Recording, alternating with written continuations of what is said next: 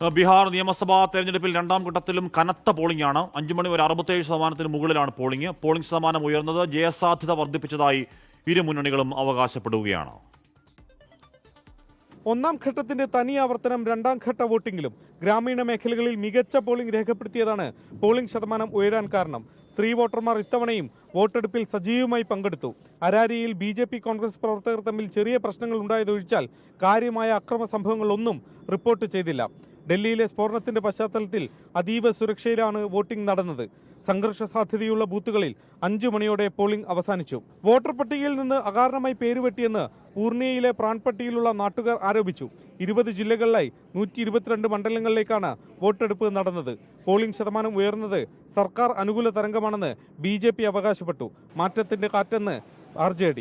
വെള്ളിയാഴ്ചയാണ് വോട്ടെണ്ണൽ. 24 പട്ന.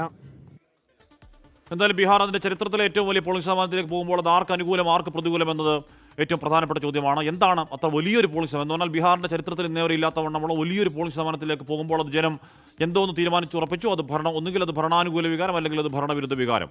ലോകത്തെവിടെയായാലും ഏത് സമയത്തും 24 വാർത്തകളും ഓഗ്മെന്റഡ് റിയാലിറ്റി പാക്കേജുകളും എക്സ്പ്ലെയിനറുകളും വിശദമായി കാണാൻ ഞങ്ങളുടെ YouTube ചാനൽ നിങ്ങൾക്ക് സബ്സ്ക്രൈബ് ചെയ്യാം.